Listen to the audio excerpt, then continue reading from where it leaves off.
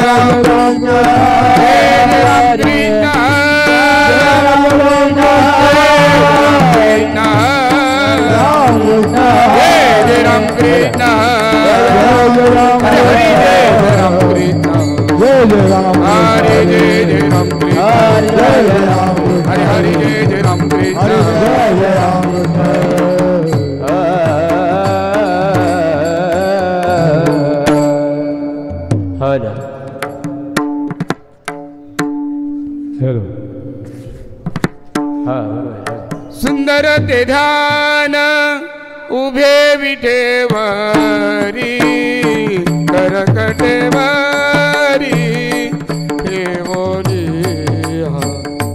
करकटेवरी ठेवोनी सुंदर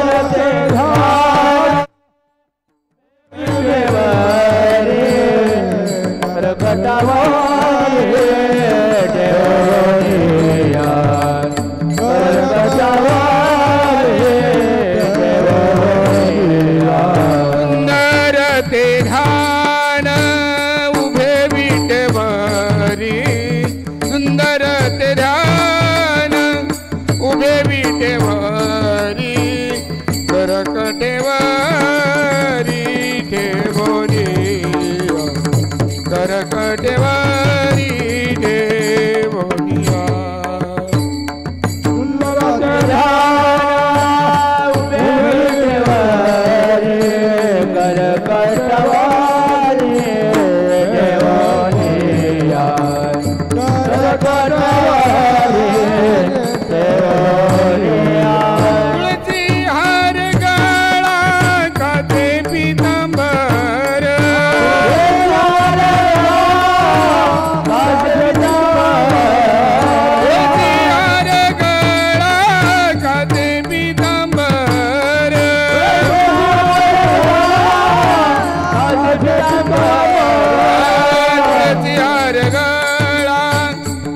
पीतांबर आवडे निरंतर येतीरा आवडे निरंतर येतीरा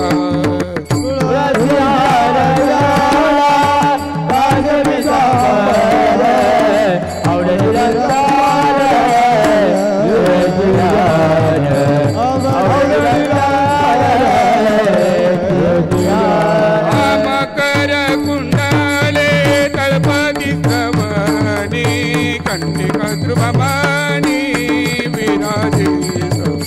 कंठी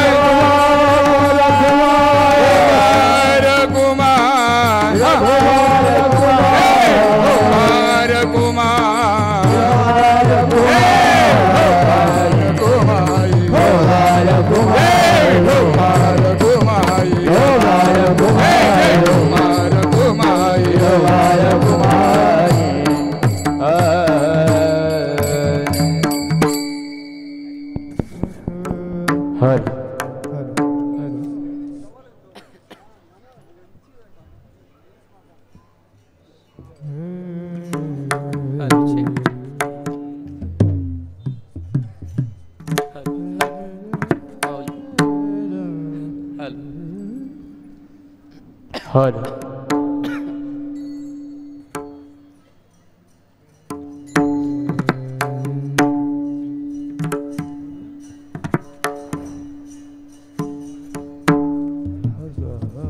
आदित्य दोघांच्या मध्ये थांब.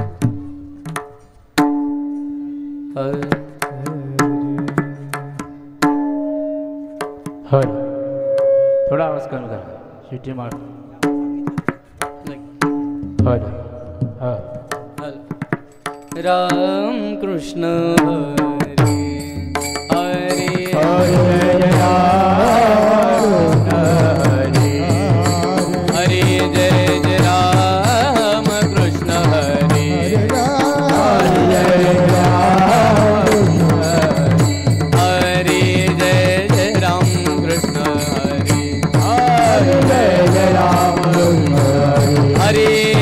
जय जय राम कृष्ण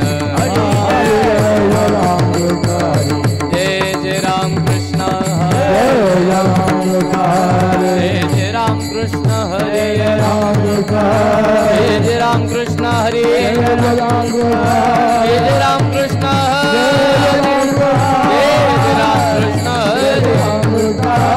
जय राम कृष्ण हरे जय जय राम कृष्ण हरे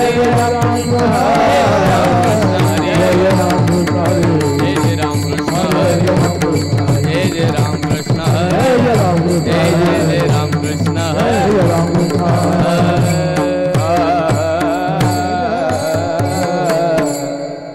रूप पाहता लोचनी सुख झाले मो साजनी रूप पाहता लोचनी सुख झाले मो साजनी त्वहा विठ्ठल बरवा त्वहा माधव बरवा त्वहा माधव बरवा त्वहा माधव बरवा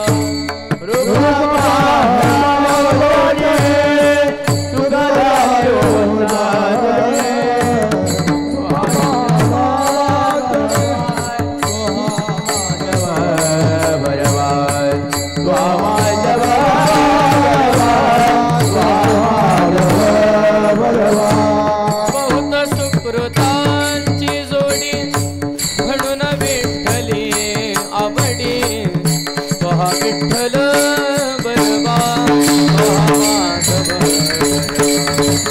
त्वहा माधव बरवा त्वहा माधव बरवा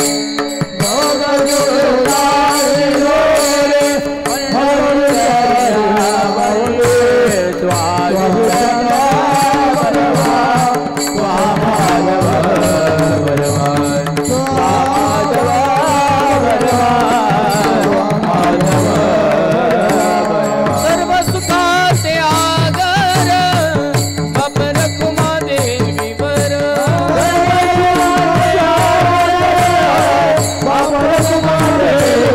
सर्व सुखाचे आगर बापर कुमा देवीवर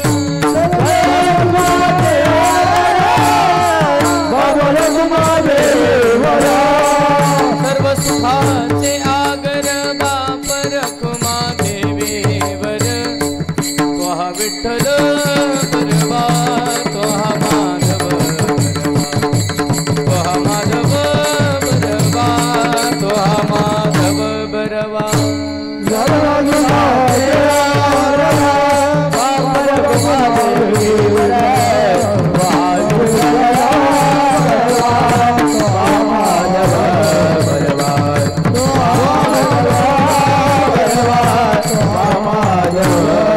हरे जय जय राम कृष्ण हरे जय जय राम कृष्ण जय जय राम कृष्ण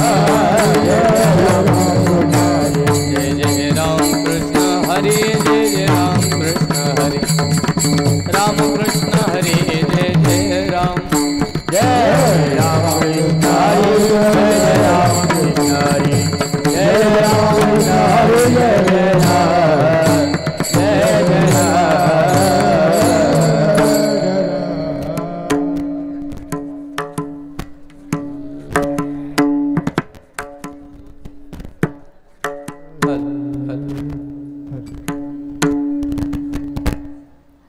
वैराग्याचे भाग्य संत संग हाचे लाग, संत संग हाचे लाग, संत संग हाचे लाग. वैराग्याचे भाग्य संत संग हाचे लाग, संत संग हाचे लाग, संत संग हाचे लाग. वैराग्याचे भाग्य संत संग हाचे लाग, संत संग हाचे लाग, संत संग हाचे लाग. संत संग हाचे लाग, संत संग हाचे लाग, संत संग हाचे लाग. संत कृपेचे हे दीप, संत कृपेचे हे दीप, संत कृपेचे हे दीप, संत कृपेचे हे दीप, संत कृपेचे हे दीप.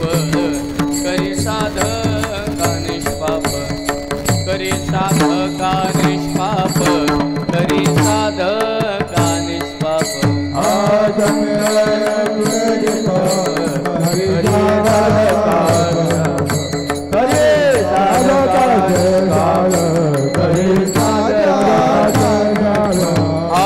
तोची देव भक्त भेदा भेद नाही जात, भेदा भेद नाही जात, भेदा भेद नाही जात.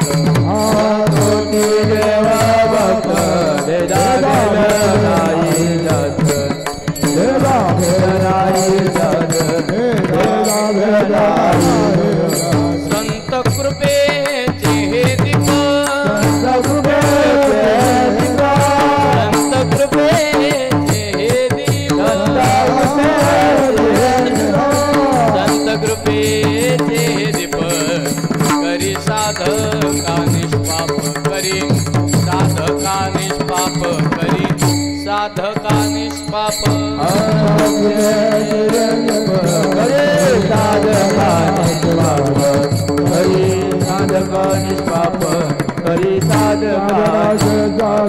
तुका प्रेमे नाचे गाये, गाणियात विरोनी जाये, गाणियात विरोनी जाये, गाणियात विरोनी जाये.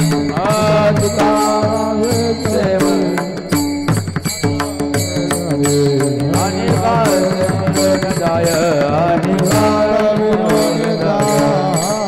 प्रेमे नाचे गाये, गाणियात विरोनी जाये, गाणियात विरोनी जाये, गाणियात विरोनी जाये.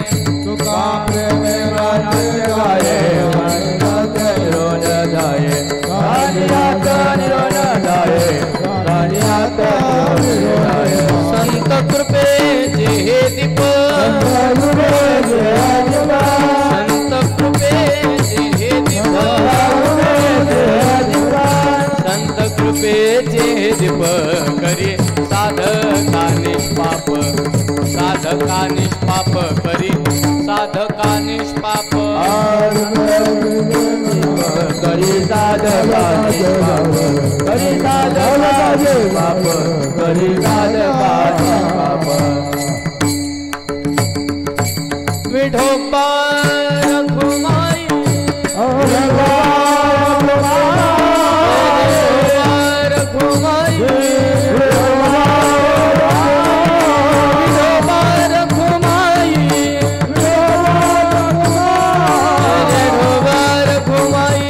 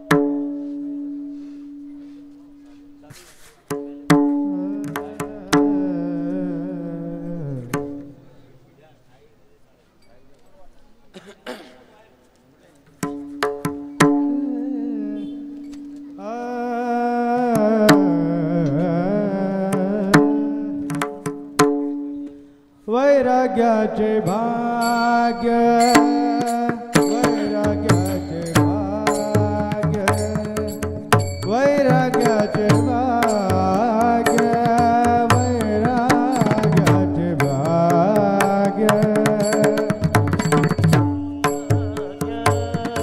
वैराग्याचे भाग्य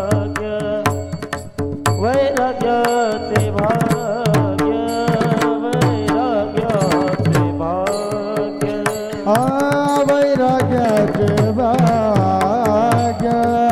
वैराग्याचे भाग्य वैराग्याचे भाग्य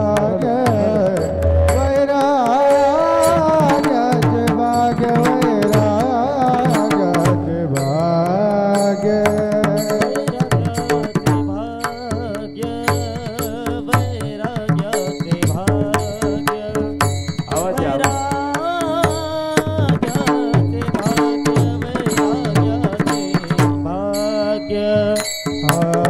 संत संग हाचे लाग संत संग हाचे लाग संत संग हाचे लाग संत संग हाचे लाग संत कृपेचे दीप संत कृपेचे दीप संत संग हाची लाग संत संग हाची लाग संत संग हाची लाग संत संग हाची लाग संत कृपेचे दीप संत कृपेचे दीप करे साधका निष्पाप करे साधका साधका निष्पाप निष्पाप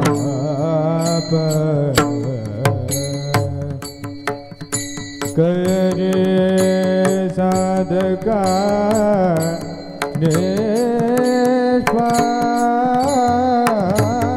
निष्पाप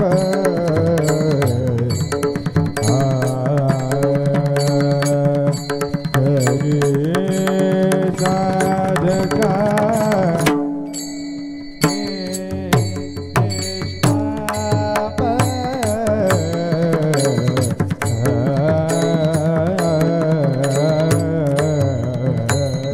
निष्पाप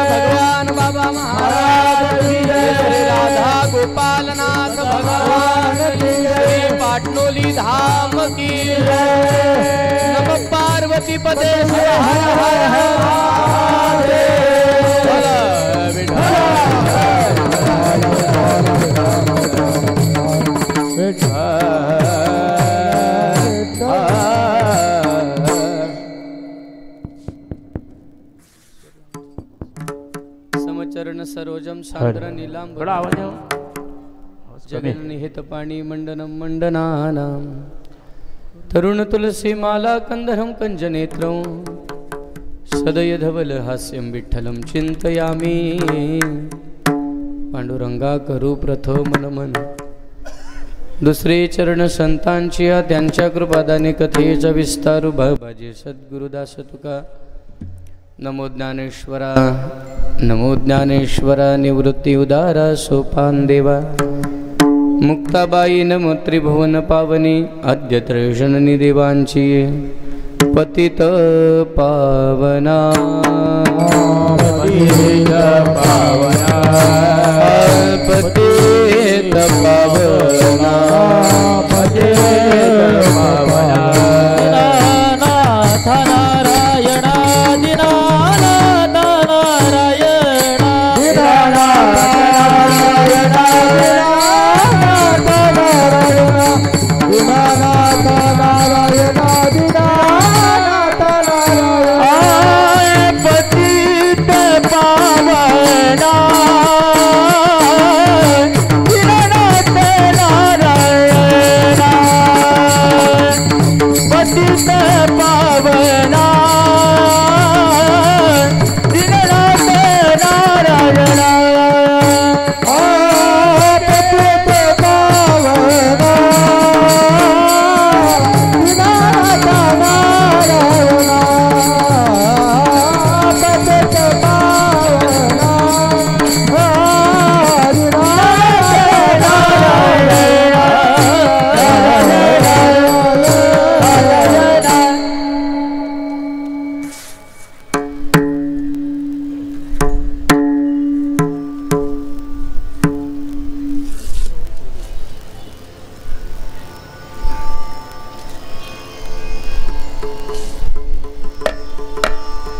पतित पावना दीनानाथ नारायण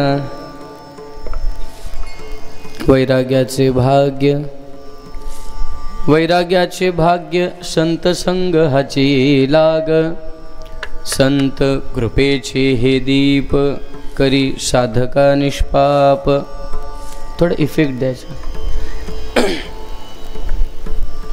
तोची देव भक्त तोची देव भक्त भेदाभेद नाही जात संत कृपेचे हे दीप करी साधका निष्पाप तुका प्रेमे नाचे गाये तुका प्रेमे नाचे गाये गाणियात विरोनी जाये संत कृपेचे हे दीप करी साधका निष्पाप राधा सद्यम साधनं यस्य राधा मंत्रो राधा मंत्रदात्री च राधा सर्वं राधा जीवनं यस्य राधा राधा राधा वाचिकिं यस्य शेषं विठ्ठल विठ्ठल विठ्ठल कुंडली गवरधार विठ्ठल श्री ज्ञानदेव पंढरीनाथ भगवान माऊली ज्ञानेश्वर जगद्गुरु शंकर तुकाराम महाराज सद्गुरु वामन बाबा महाराज सद्गुरु अप्पा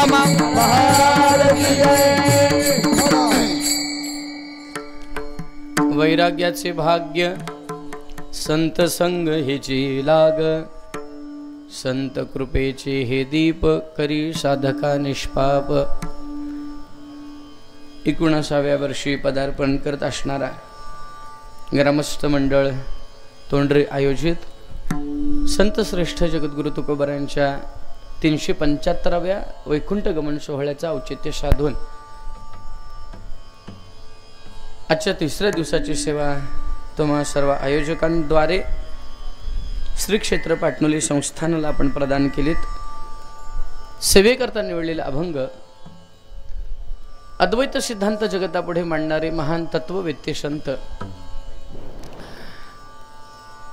कळीच्या काळा माझी अद्भुत वर्तले आणि मानवदेह घेऊन निज धामा गेले.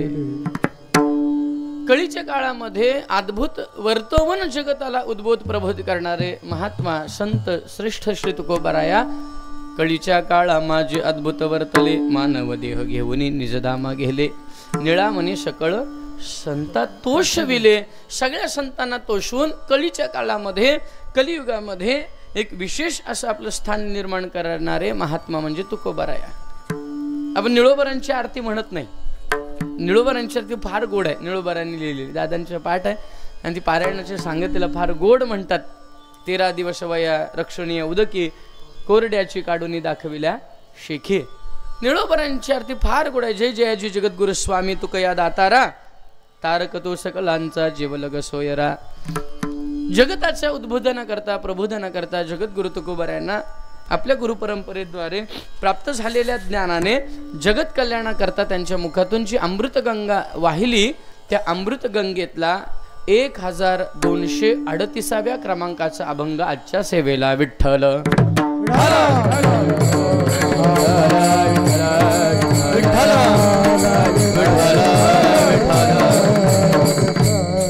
व्यवहार असा आहे, आपल्याला काय म्हणायचंय याला एवढी विशेष किंमत नाही. आपल्याला काय म्हणायचंय याला विशेष किंमत नाही. आपल्याला जे काय म्हणायचंय त्याला किंमत कुठे? आपल्या घरामध्ये. आपण घरचे करते असू तर आपल्याला म्हणायचे ती किंमत आपल्या घरामध्ये. बरं, जर आपण चांगलं काही हँडल करत असू, भावकी हँडल करत असू, गावकी हँडल करत असू तर आपली किंमत त्या एक विशिष्ट वलयापर्यंत, चौकटीपर्यंत. आपल्या म्हणण्याला विशेष किंमत नाही, पण संतांच्या रागवण्याला सुद्धा विशेष किंमत आहे. आता उघडी डोळे जरी का अद्यापी न कळे मातेची आखोळे दगड आला पोटाशी. तुकोबरांचं हे रागवणं आहे. तुकोबरांचं हे रागवणं आहे. आता तुम्ही आम्ही जर रागवलो आपल्याला किंमत नाही. लोक म्हणते जाऊ द्या त्याला तसाच आहे, तो रागवतो, काय घेणं देणं नाही. आपल्या रागवण्याला किंमत नाही. पण आता उघडी डोळे जरी का अद्यापी न कळे आणि मातेची आखोळे दगड आला पोटाशी हे रागवणं जरी तुकोबरांचं असलं तरी तुकोबरांच्या म्हणण्याला विशेषत्व आहे. विठ्ठल विठ्ठल विठ्ठल.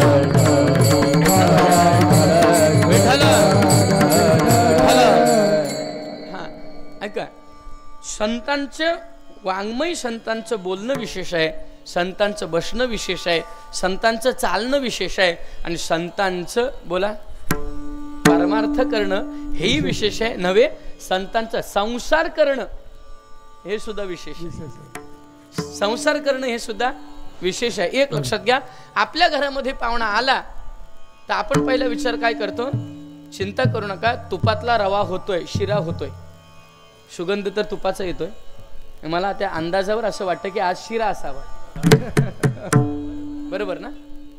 ऐका, संतांचा संसार सुद्धा विशेष आहे.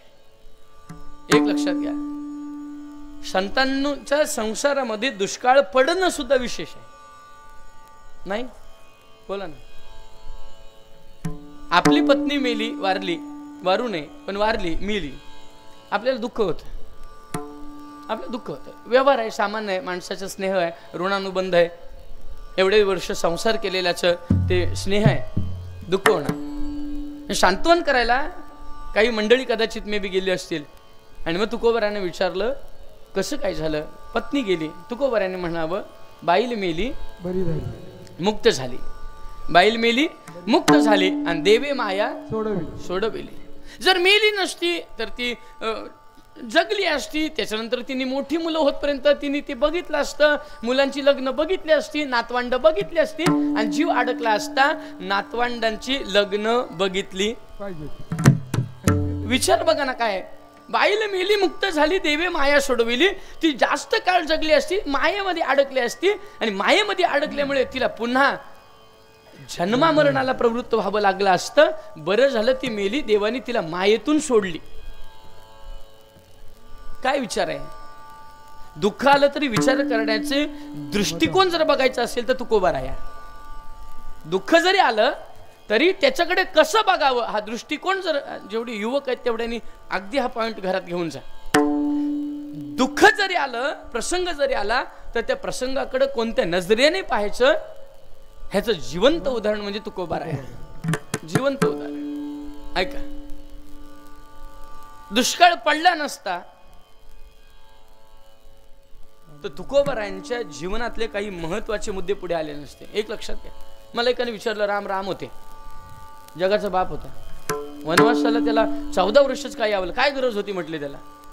त्यांना म्हटलं जर ते महाराष्ट्रापर्यंत आले नसते तर आम्हाला पंचवटी भेटली नसते. ऐका, महाराष्ट्रापर्यंत आले नसते तर आम्हाला धनुष्य तीर्थ मिळालं नसतं. महाराष्ट्राला माहितीये तुम्हाला धनुष्य तीर्थ कुठे? सीतामैयाला पाणी तहान लागली आणि मग भगवंतांनी बाण मारला आणि त्या धनुष्य तीर्थावर आता सर्वात मोठं नाशिक जिल्ह्यातलं घोटी इगतपुरीकडे मोठं तिथं धरण बांधलंय. जर धनुष्य तीर्थ मिळालं नसतं जर भगवान अवधपुरी सोडून आले नसते तर आम्हाला राम सेतू मिळाला नसता आणि प्रभू रामचंद्र अवधपुरी सोडून आले नसते तर आम्हाला रामेश्वर लिंग मिळालं नसतं. विठ्ठल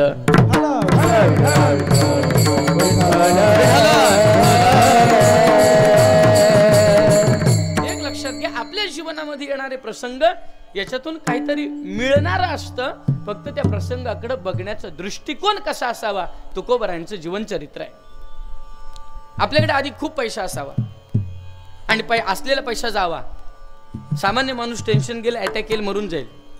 कदाचित तो वेडा होईल, पागल होईल, विचार करत बसेल, कोणाच्या लोकांचा जाणार नाही, एकटाच विचारत करत बसेल.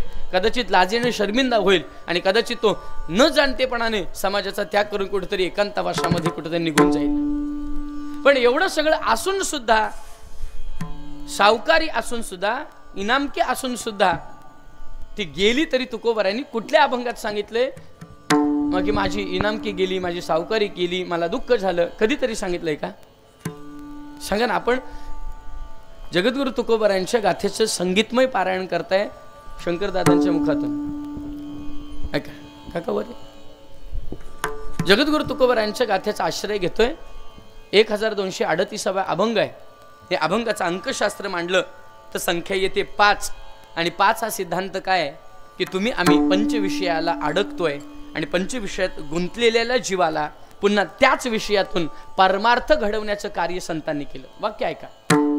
तुम्ही आम्ही पंचविषयात अडकलोय. शब्द, स्पर्श, रूप, रस आणि गंध ह्या पंचविषयाला तुम्ही आम्ही अडकलोय आणि या पंचविषयातून अडकलेल्या जीवाला त्या पंचविषयातूनच परमार्थ करण्याचं मार्गदर्शन केलंय ते संत आहेत. आता ऐका. डोळ्याने आपण वासना पाहतो, एखाद्या माता माऊलीचं सौंदर्य पाहतो, आपली आसक्ती तिथं राहते.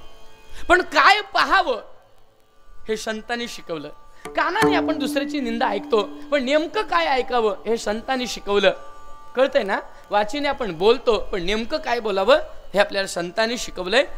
1238 2 अधिक 1 अधिक 2 अधिक 3 अधिक 8 याची बेरीज 14 होते. पुन्हा त्याच्यामध्ये 1 अधिक 4 केलं तर त्या अंकशास्त्राचा सिद्धांत 5 मिळतो. आणि संतांची कृपा होऊन, संत कृपेनेच आम्हाला ज्ञानाची प्राप्ती होऊन आम्हाला सहज मोक्ष कसा प्राप्त होईल, तर पंचविषयाचा हा आकडा पुढे आल्यानंतर त्या विषय भोगत असताना ते विषय कोणत्या पद्धतीने भोगावे हे ज्यांनी शिकवलं ते संत. विठ्ठल विठ्ठल. कुंडली कवरधारी विठ्ठल श्री ज्ञानदेव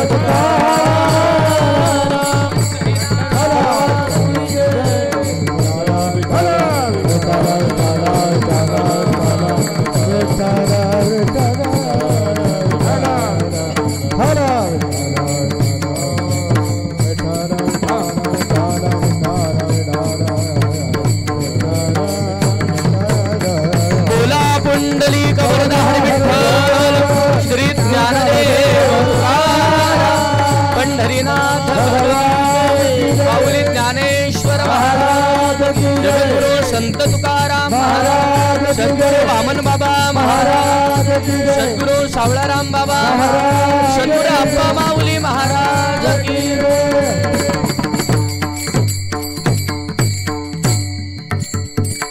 संतांचं जीवन कशा करताय एक लक्षात घ्या.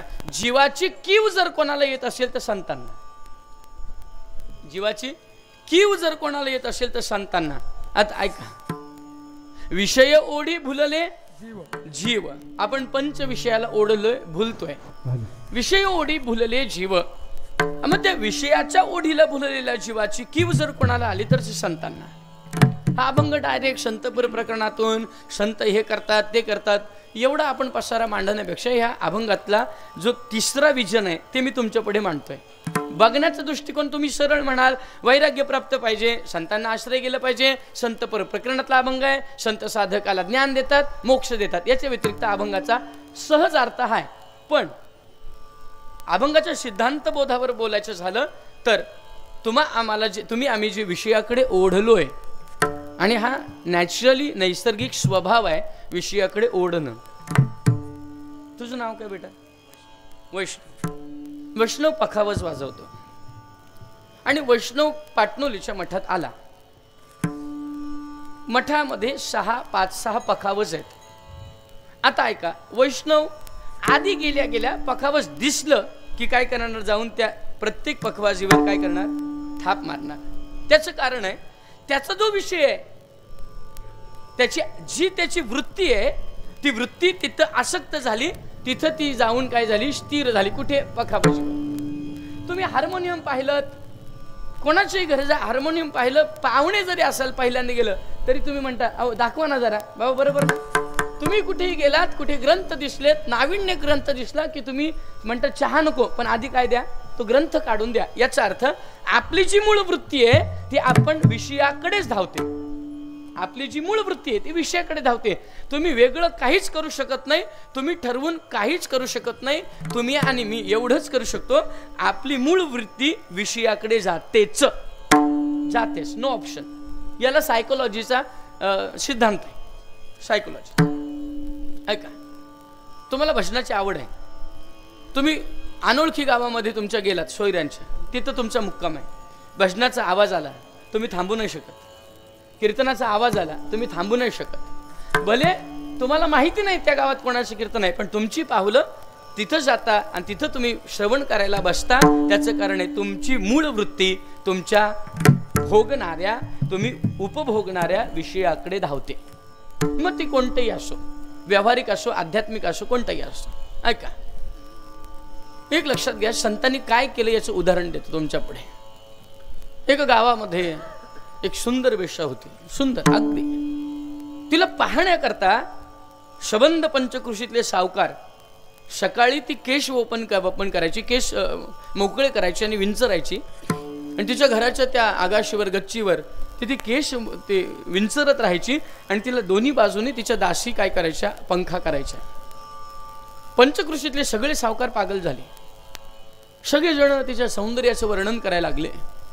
पागल झालेले सगळे सावकार येऊन तिच्या अंगणामध्ये उभं राहायचे, तिच्या सौंदर्याकडे पाहायचे, लालायित व्हायचे. आणि ऐन तारुण्यामध्ये वैराग्य संपन्न झालेला, संन्यास आश्रम ग्रहण केलेला एक साधू 35शीतला स्नानाला जाताना, अगदी सकाळच्या ब्रह्ममुहूर्ताच्या पुढच्या प्रहराला, सूर्योदयाच्या पूर्वी स्नानाला जाणारा साधू स्नान करून आला की तोही त्या लोकांच्यात उभा राहायचा.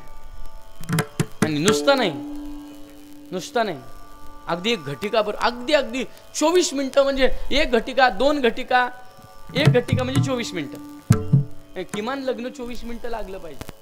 आणि 24वं मिनिटं चालू झाला की मग मंगल अष्टका घ्यायची असते. आली लग्न घटी समीपन बरा.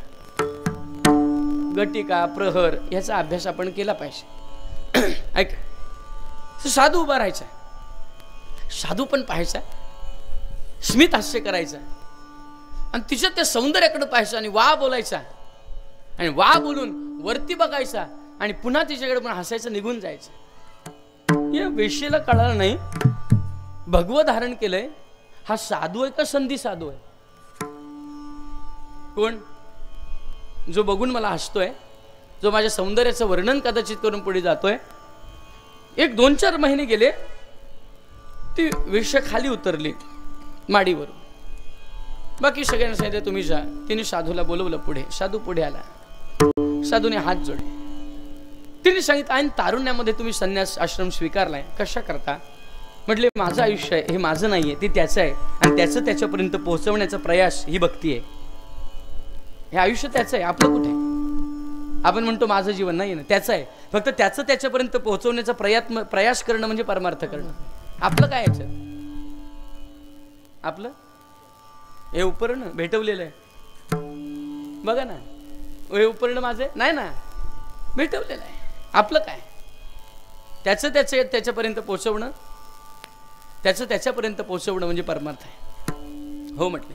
मग तुम्ही जर परमार्थ करता प्रवृत्त झालात, ऐन तारुण्यात जर तुम्ही संन्यास घेतलात, तर ही बाकीची मंडळी व्यावहारिक आहेत, सांसारिक आहेत, आणि का माझ्या या देहाला भुलून ते माझ्या दारात उभे राहतात, लालायित होतात. पण तुम्ही एवढे सौंदर्यवान असून सुद्धा, वैराग्यवान असून सुद्धा, ज्ञानी असून सुद्धा तुम्ही सुद्धा माझ्या रूपाला भुललात की काय? म्हणून माझ्या दारात उभं राहून माझ्या सौंदर्याचं वर्णन करून रोज वरती हात करून परत निघून जातात. कारण सांगा. सगळी लोक कानटाव करून ऐकत होते. ऐन तारुण्यातला साधू काय सांगतोय त्याला सुद्धा तिच्या रूपाचा मोह पडला की काय, तो सुद्धा पाहून भुलला की काय सौंदर्याला. त्या साधूनी उत्तर दिलं. काय उत्तर दिलं? ऐक म्हटले माते, ही एवढी लोक रोज सकाळपासून संध्याकाळपर्यंत तुझं सौंदर्य बघण्याकरता जी वेडी झाली, ते सौंदर्य ज्या देवाने तुला बनवलं तो देव किती सुंदर असेल हे मी रोज तुझ्या पुढे उभं राहून विचार करतो. रोज तुझ्या पुढे ज्या सौंदर्याला वेडी झालेली लोक तुझ्या पाहून, ही वेडी झालेली लोक तुझ्या दारात उभी राहतात. हे सौंदर्य तुझं बनवणारा देव किती सौंदर्यवान असेल हे बघण्याकरता मी उभा राहतो आणि त्याचं वर्णन करतो. देवा काय तुझी लीला आहे, हिच्या सौंदर्यापेक्षा मग तुझं किती मोठं असेल. एक लक्षात घ्या, हा विचार म्हणजे परमार्थ आहे, विषयच आहे. बघणं साधूनी विषय भोगला, पण तो विषय न करता विषय परमार्थ भोगला. म्हणजे इंद्रियांना उपभोगण्याकरता प्राप्त असणारे विषय, त्या विषयांना जे परमार्थ सुख देतात ते साधू आहेत. विठ्ठल विठ्ठल.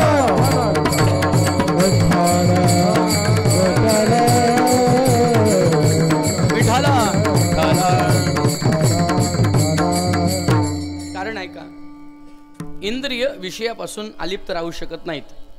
डोळे बघणं सोडू शकत नाहीत, कान ऐकणं सोडू शकत नाहीत, वाचा बोलणं सोडू शकत नाही, नाक सुगंध गंध घेणं सोडू शकत नाही, आणि त्वचा स्पर्श जाणवणं सोडू शकत नाही. ऐकताय ना तुम्ही? डोळं बघणं सोडू शकत नाही. ऐका, बिल्वमंगल नावाचे एक साधू होऊन गेले. त्यांना वैराग्य निर्माण झालं आणि त्यांनी विचार केला की संसार करून काय आहे. ही उपरोक्ती जोपर्यंत शरीरात देहात ऊर्जा आहे तोपर्यंत आली पाहिजे. ऊर्जा संपल्यावर नाही की आता संसारात काय आहे.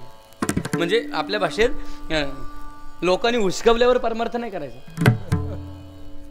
जोपर्यंत शरीरात ताकद आहे तेव्हा परमार्थ. नाही तर लोक म्हणतात काय नाही, याचं काम राहिलं नाही आणि असाच राहिला, मग त्याला वाटतं की आपण चुकलो आता माळ घालावी, तेव्हा नाही. जोपर्यंत चैतन्य आहे शरीरात तेव्हा परमार्थ. त्यांच्या लक्षात आलं काय प्रपंच करून अवघड आहे. निघाले देवाच्या चिंतन करत करत निघाले. बिल्वमंगल चिंतन करत निघाले आणि मग पाणी तहान लागली म्हणून पाणी पिण्याकरता एका पाणवठ्यावर गेले. पूर्वी विहिरीतून पाणी भरायची बरीचशी मंडळी, आपल्याकडे तसंच होतं.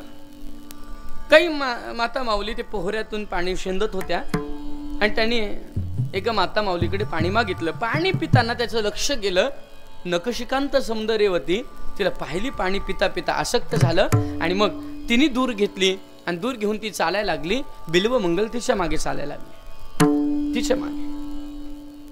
ती घरात गेली, पतीला हाक मारला, सांगितलं अहो एक साधू आहे, तेज फार त्याचं व्यापक आहे, मोठं आहे, पण त्याला काय पाहिजे कोण जाणो, त्याला काय पाहिजे ते विचारा. तो माझ्या मागे मागे घराच्या दारापर्यंत आलाय.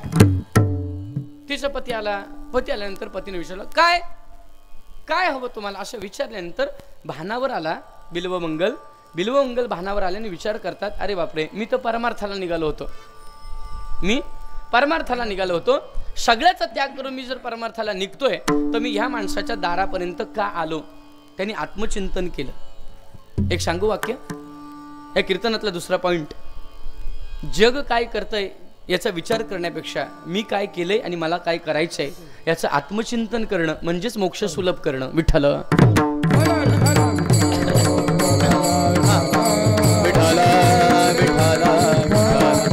बोला पुंडलिक वरदारी विठ्ठल श्री ज्ञानदेव पंढरीनाथ गोपाल कृष्ण भगवान. कारण दुसरं काय करतोय याचा विचार करून आपली वेळ वाया घालवण्यापेक्षा मला काय करायचंय आणि मी काय केलंय याचं आत्मचिंतन.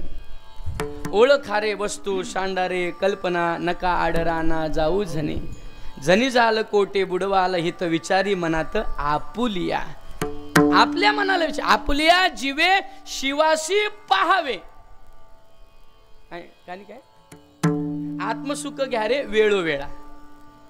परमार्थ आपला आपल्यालाच ओळखण्याकरता आहे. तरी लोक म्हणतात तुला माहितीये का मी कोण आहे, काय कळलं का. तरी माणसं म्हणतात तुला माहितीये का मी कोण आहे. त्याला जर अशी जर मंडळी असली विचारणारी आणि त्यांनी जर विचारलं कोण आहेस तू, काय सांगेल? वस्तू, नाव, व्यक्तीचं नाव, गावाचं नाव. त्यांनी सांगितलं माझं नाव आमकं. हे नाव तुझं कुठून आणलं?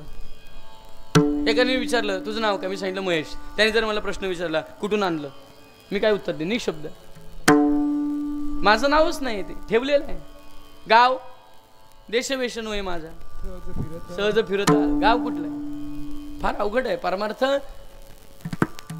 आत्मचिंतन केलं पाहिजे. ज्या दिवशी आत्मचिंतन होईल त्या दिवशीच्या मंथनातून जे निघेल ते सार म्हणजे मोक्ष आहे. विठ्ठल विठ्ठल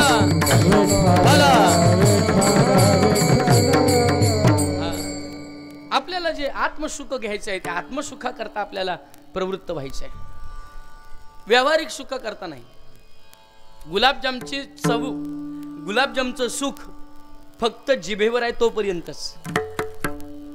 गुलाबजामचं सुख जोपर्यंत, बोल दादा, जिभेवर आहे ते घशाच्या खाली गेले की चव सांगा. झोपले का काय? गुलाबजामचं सुख जिभेवर आहे तोपर्यंत. ती जीवा रस विषय उपभोगते.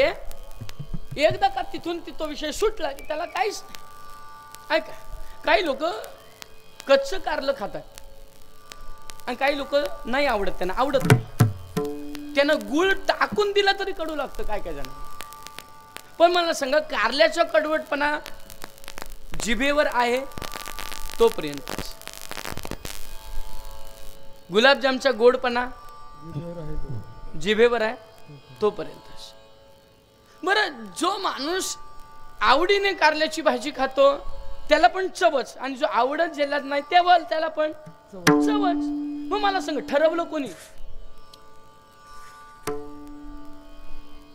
महेश मर्दानी, पखवाजानी ठरवलं कोणी? आपण. बुद्धीने ठरवलं की हा जो रस विषय हा मला आवडतो. हा काही लोक गुलाबजाम गोडच खात नाहीत, म्हणजे डायबिटीस वाले नाही, डायबिटीस नसला तरी काही लोक नाही म्हणतात नाही मला गोड नाही आवडत. काही लोक म्हणतात 2-2, 3-3 आले तरी चालतात गुलाबजाम. याचा अर्थ आलं कुठून हे सगळं? नाही, मी दादाकडे बघत नाही, दादांना गोड फार आवडतं. ऐका, मला सांगा हे आलं कुठून? आम्ही इथून ठरवलं. ऐका, संतांची कृपा होण्याकरता सुद्धा भाग्य लागतं. संतांची कृपा लागण्याकरता भाग्य लागतं. वैराग्य आपल्या अंगात ठसण्याकरता भाग्य लागतं. संतांचा संग लागण्याकरता भाग्य लागतं. लागलेल्या संघातून सेवा घडण्याकरता भाग्य लागतं. आणि घडलेल्या सेवेतून कृपा होण्याकरता सुद्धा भाग्य लागतं. सांगेन मी तुम्हाला, दासबोधाची निर्मिती सज्जनगडावर नाही झाली, अजिबात नाही. शिवतरघळीत झाली. कुठे झाली? शिवतरघळ माहिती आहे तुम्हाला कुठे? महाडच्या तिकडे आतमध्ये. ऐका बरं, कल्याण स्वामी महाराज हे काय करत होते? रामदास स्वामी महाराजांना दम्याचा त्रास होता, आणि ज्या माणसाला दम्याचा त्रास आहे त्या माणसाने वाहत्या झऱ्याचं पाणी तांब्याच्या हांड्यात जर साठवून प्यायला तर त्याचा दम्याचा त्रास 90% कमी होतो. पण ते पाणी कसलं असावं? झरा अखंड वाहत असावा, साठलेला नाही. आजही तुम्ही सज्जनगडावर गेला तर एक 17 किलोचा आणि एक 14.5 किलोचा तांब्याचा हांडा, जे 2 हांडे कल्याण स्वामी महाराज सज्जनगडाच्या पायथ्याशी असणाऱ्या नदीतून भरून वरती नेत होते, ते हांडे तिथे आहेत. सगळेजण हसायचे त्यांना. ऐका, संतांचा सहवास घडल्यानंतर जरी भाग्य असलं पण त्यांच्या सेवेतून सेवा घडली तर कृपा होते, नाही तर कृपा होत नाही. ऐका, रेडे काही कमी होते का ज्ञानोबरांच्या काळात? पण त्याच रेड्यावर कृपा झाली जो रेडा ज्ञानोबरांच्या समोर आला आणि शांत राहिला. काय काय रेडे शांत नाही राहतो.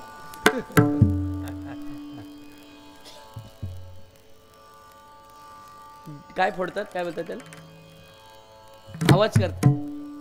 ऐका, कल्याण स्वामी महाराजांनी परीक्षा घ्यायची ठरली. एवढी सगळी मंडळी मला ऐकतायत, वेद ऐकतायत, माझं प्रवचन ऐकतायत. माझं कोण आहे?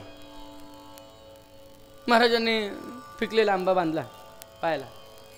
पूर्वी ते गळू व्हायचे, तुम्हाला माहिती, मी बघितलं नाही पण ऐकलंय. गळू तुम्ही बघितलं असेल ना बाबा, गळू नावाचा आजार व्हायचा, म्हणजे एवढं मोठं व्हायचं त्याच्यातून ते पाझरायची जखम, गळू झाला. महाराजांनी पिकलेला आंबा असा पार नरम केला आणि तो त्याचं पुढचं जे देठ होतं तो तोडला, त्याचं ते काढलं आणि तो ठेवला आणि बांधला. आणि महाराज लंगडत लंगडत आले. लोकांनी विचारलं, महाराज काय गळू झाला? अरे बापरे महाराज, अवघड आहे, कठीण आहे, तुम्हाला वेदना होत असतील.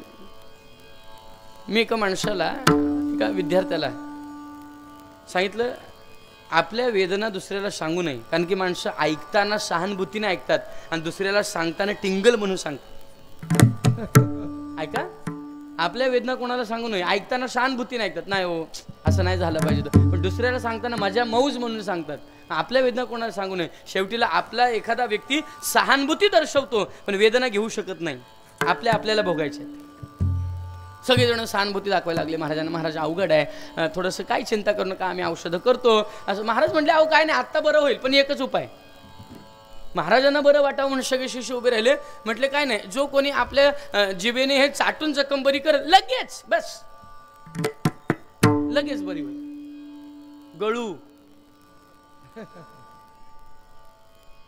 गळू झालेला, त्याच्यातून पू बाहेर निघतोय, रक्त निघतंय खराब झालेलं, असं दाखवलं महाराजांनी. आणि मग सगळे एक एक पाऊल मागे सरकले. म्हटले महाराजपर्यंत ठीक आहे, पण हे नाही जमायचं. ऐका, सेवा लोकांना दाखवण्यासाठी सेवा म्हणून ठीक आहे, पण एवढं कुठं. आणि मग इथे कल्याणला रोज हसायचे लोक, प्रवचनात बसत नाही, हरिपाठात बसत नाही, सत्संगाला बसत नाही, नित्यनियमाला बसत नाही, काय नाही करत, नुसतं पाणी भरतो आणि 2 टाइम खातो, नुसतं पाणी भरतो. लोक हसायला लागले. महाराजांना दाखवायचं होतं की नुसतं गुरुच्या जवळ राहून जमत नाही, गुरुकडून सेवाही भाव तेवढा अत्यावश्यक आहे.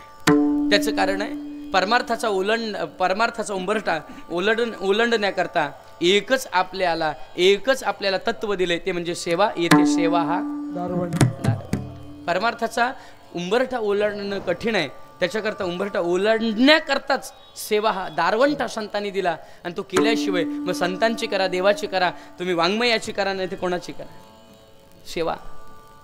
आणि मग सगळेजण आले आणि मग कल्याणला सांगितलं, कल्याण वेदना होत आहेत रे. म्हटले महाराज काय करू सांगा. म्हटले जर तू हे बांधलेले हे जे कपडा आहे त्याच्यातून जर हे तू ओढून घेतलंस तर माझा पाय बरा होईल.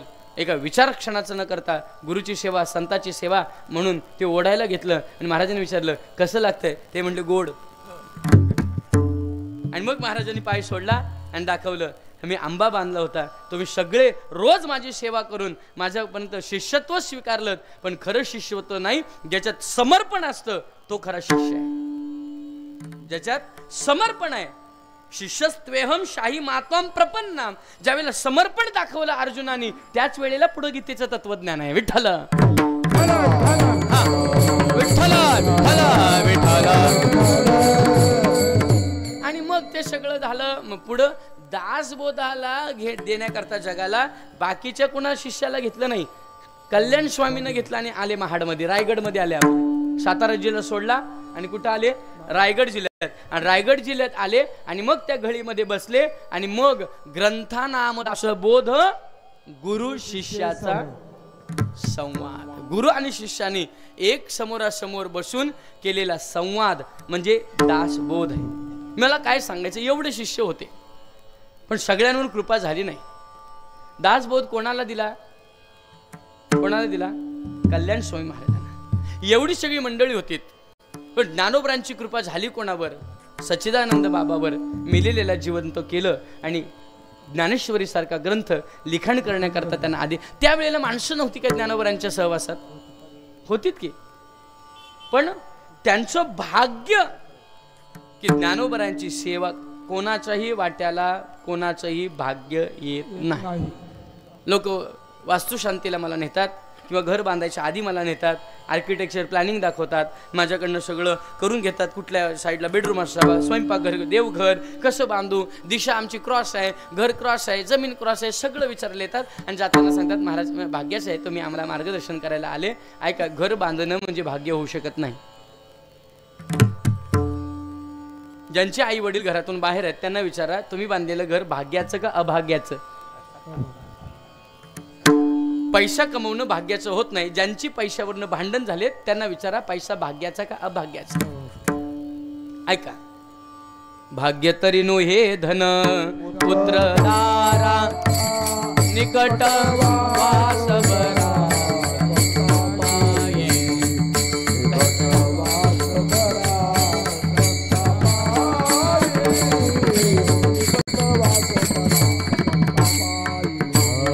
भाग्य तरी नो हे धन पुत्र दारा निकट वास बरा संतापाये. निकट वास बरा संतापाये. निकट वास बरा संतापाये. भाग्य तरी नो हे धन पुत्र दारा निकट वास बरा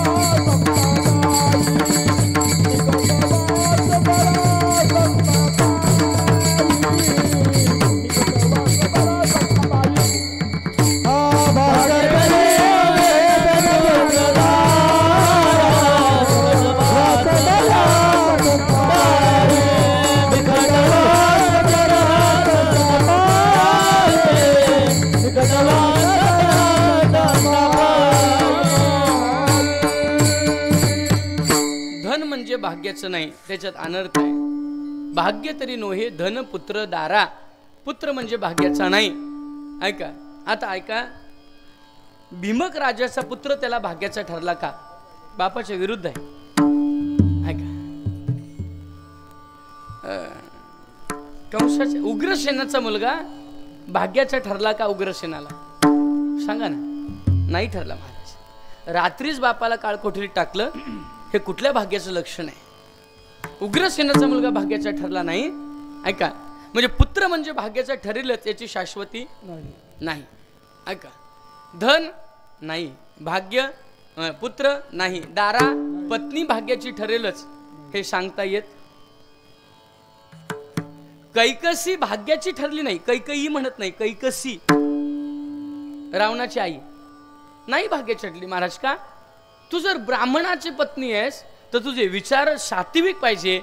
आधीचं जीवन तुझं कसं असू दे, पण विवाहानंतर तुझं जीवन सात्विक पाहिजे. तू तमोगुणाने जगलीस म्हणून दोन्ही पुत्रांचा विध्वंस करून घेतलास. भाग्याची नाही ठरली पत्नी. पत्नी झाली पण भाग्याची ठरली नाही महाराज. काय झालं? संन्याशांनी काही ठिकाणी जाऊ नये त्याचा दंडक आहे. लग्न लागताना संन्याशांनी ते लग्नाच्या मंडपात नसावं. मी काही महात्म्यांकडनं ऐकलंय. काही कदाचित मे बी त्याचा दोष असतीलही, आपण शोधून काढू. ऐका, तर काय झालं? महादेवाचं मंदिर होतं गावाच्या बाहेर. एक संन्यासी 25-30 वर्षातला संन्यासी आला. लोकांनी त्याची सेवा करायला सुरुवात केली. भक्त मंडळ झालं. लोकांनी विचारलं मठ बांधू का? ते म्हणाले मठ नको, आम्ही या मंदिराचं राहतो, फक्त मधुकरीची व्यवस्था करा. लोक सुद्धा प्रेमळ होते. मधुकरीची व्यवस्था काय? लागून संन्यासाला काय लागणार आहे? एक भाकर, थोडीशी भाजी त्याच्यावर, किंवा असला तर वरण भात, डाळ भात, बाकी काय नाही. व्यवस्था चालू झाली. लोकांनाही प्रवचन वगैरे त्याचं आवडायला लागलं. लोक जमायला लागले. आणि ह्या फाल्गुन चैत्राच्या महिन्यामध्ये त्या गावातला एक नवरदेव थाटामाटामध्ये घोड्यावर बसून त्या महादेवाचं दर्शन घ्यायला आला लग्नाच्या आधी. ते देशावर जर गेलात तर मारुतीचं दर्शन घेतात लग्नाच्या आधी. मारुतीचं दर्शन घ्यायला जातात आणि मग नवरदेव निघतो.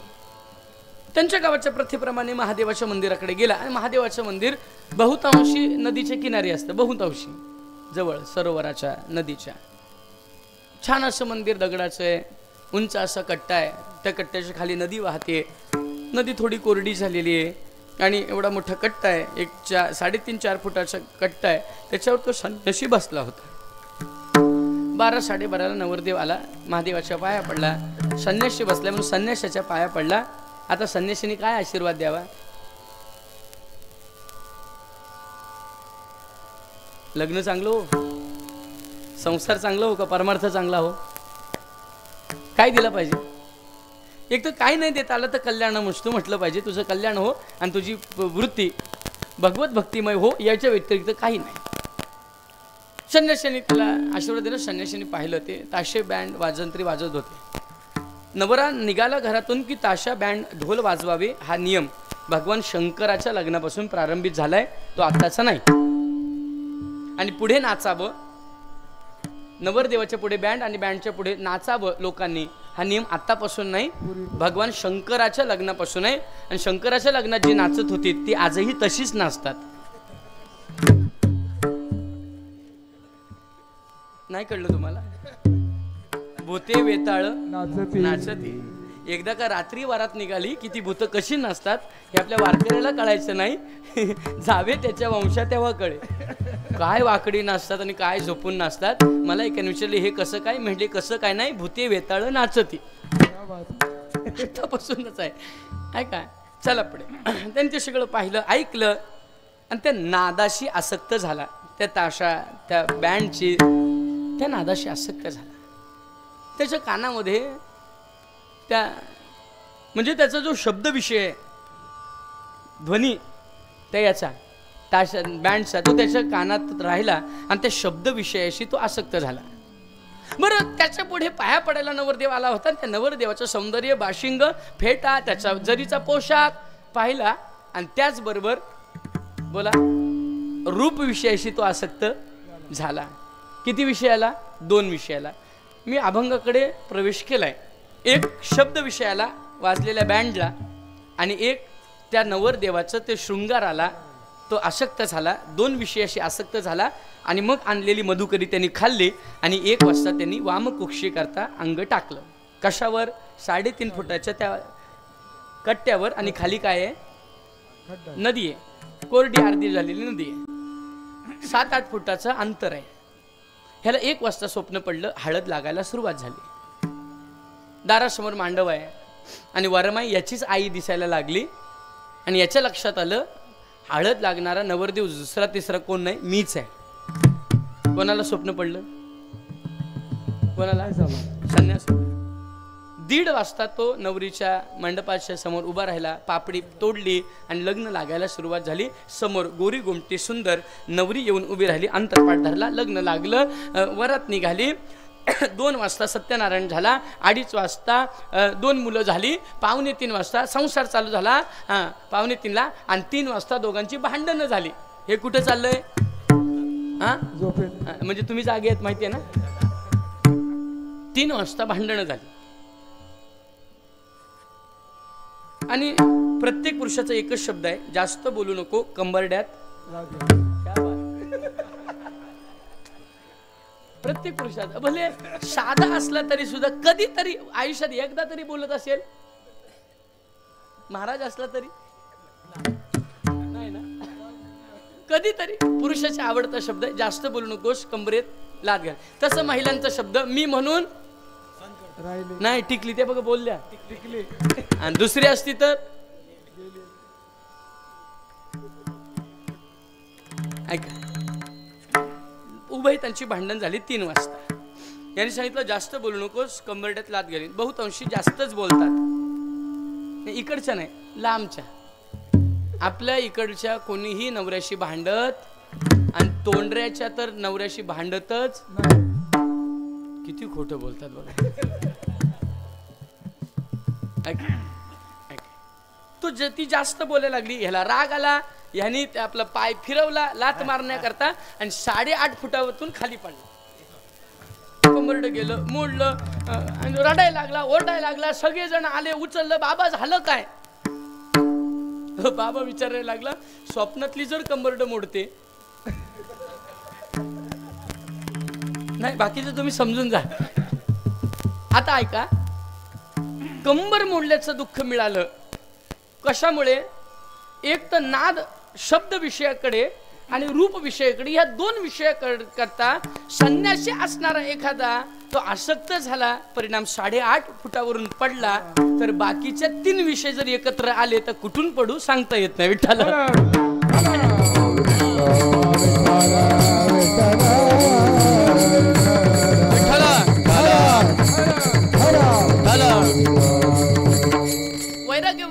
वैराग्य म्हणजे काय?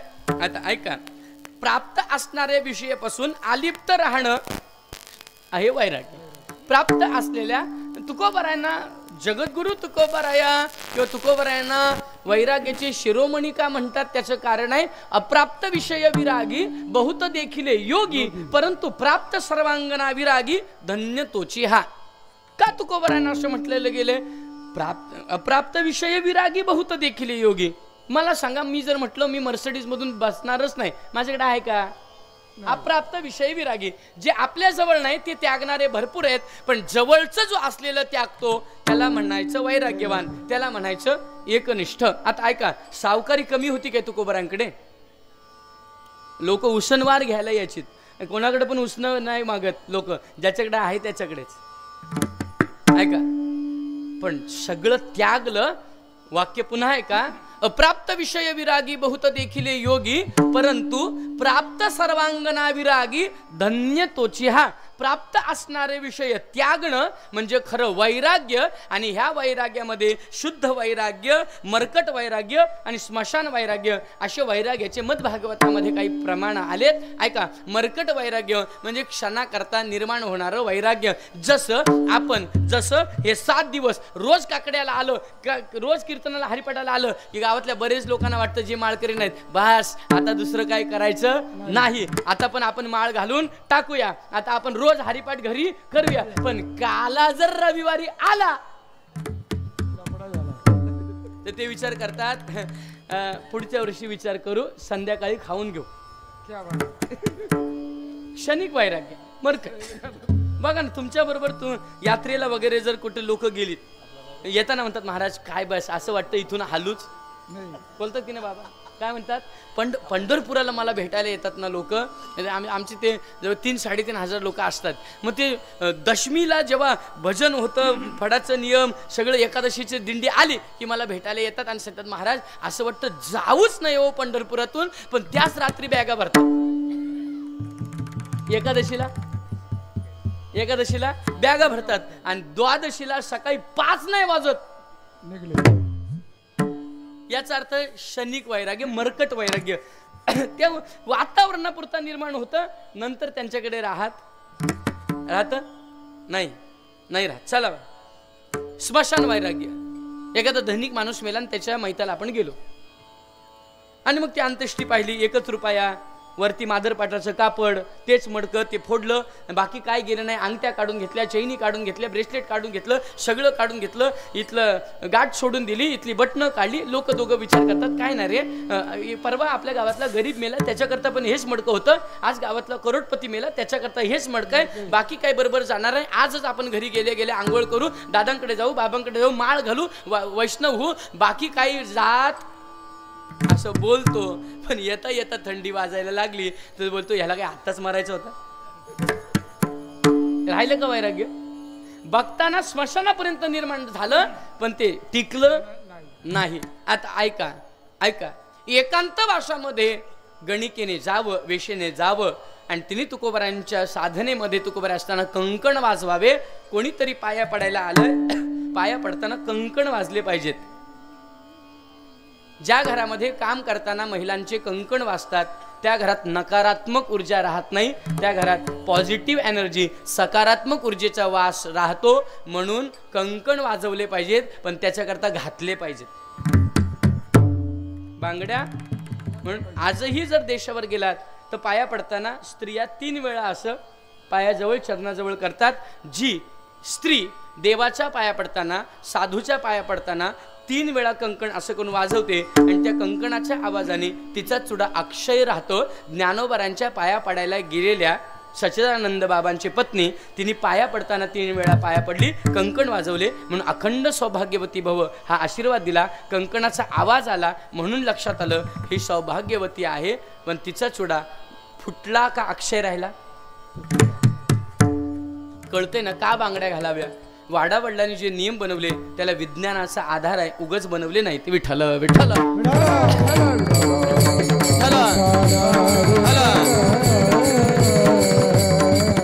म्हणून शुद्ध वैराग्याच्या प्राप्ती करता आपण सुद्धा अशा असणाऱ्याच विरक्त असणाऱ्याच साधूचा, विरक्त असणाऱ्याच महात्म्याचा आश्रय घेतला पाहिजे. पण महात्म्याचा आश्रय भाग्याशिवाय मिळत नाही. भाग्याचा उदय ते हे जोडी.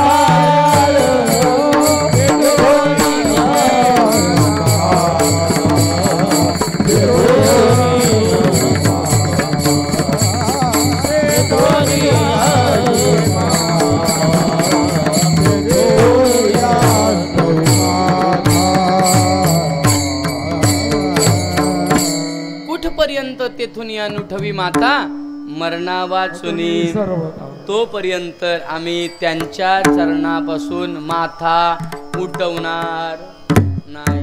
आणि माथा जागेवर राहण्याकरता गाथा वाचला पाहिजे. नुसता वाचला नाही पाहिजे, गाथ्याचा आनंद लुटत लुटत गाथा वाचला पाहिजे. ऐका, काही लोक 9:30ला येत असतील, काही 10:30ला येत असतील. मी एकाला विचारलं, एका ठिकाणी जागर काल्याचं कीर्तन होतं, नाही मधलं कीर्तन होतं, लांबचा प्रवास होता, मुक्कामी राहिलो. आणि दुसऱ्या दिवशी मला तिकडनं संभाजीनगरवरून साताऱ्याला यायचं होतं, मुक्कामी राहिलो. सकाळी गाथा चालू झाला. त्या लोकांनी सांगितलं, महाराज आता थांबा, नाश्ता झाल्यानंतर जा. मी गेलो. मी म्हटलं नुसतं जायचं नाही, जायचं तर थोडे 5-50 अभंग वाचता आले पाहिजेत. गेलो, वाचायला बसलो आणि मी पाहिलं 100 लोक होती, पण नाश्त्याच्या वेळेला 200 लोक आली. मी म्हटलं कशा करता आले? ते म्हटले, महाराज तुम्हाला माहित नाही, हे रोजचं आहे, हे कशा करता आले? नाही, इकडचं सांगत नाही. आता एक जरी अभंग आपल्या ध्यानात आला तर आयुष्याचं सोनं होतं. एक अभंग जर असला तर माणूस श्रीमंत होतो. कधी कधी एकच असतो. नाही कळलंय? कधी कधी एकच असतो सगळीकडे, पण त्याच्यावरनं जर श्रीमंत होत असेल तर एक अभंगाचं आत्मचिंतन केलं तर माणूस जन्म मरणाच्या शृंखलेतून बाहेर पडतो. ऐका, इथून मी पुढे गेलो. येथून या नुठवी माथा मरणा वाचुनी सर्वता. आम्ही त्यांच्या चरणापासून माथा उचलणार नाही. त्याचं कारण आहे, आम्हाला जर भाग्य प्राप्त होण्याकरता संत आश्रय अत्यावश्यक आहे. आणि संतांच्या आश्रयाने काय होईल? आम्हाला परमात्मा प्राप्ती करता जे काही आम्हाला वैराग्य पाहिजे ते वैराग्य सहज आम्हाला प्राप्त होईल. अभंगाचं पहिलं चरण. वैराग्याचे भाग्य, वैराग्याचे भाग्य, वैराग्याचे भाग्य, वैराग्याचे भाग्य, वैराग्याचे भाग्य, वैराग्याचे वैराग्याचे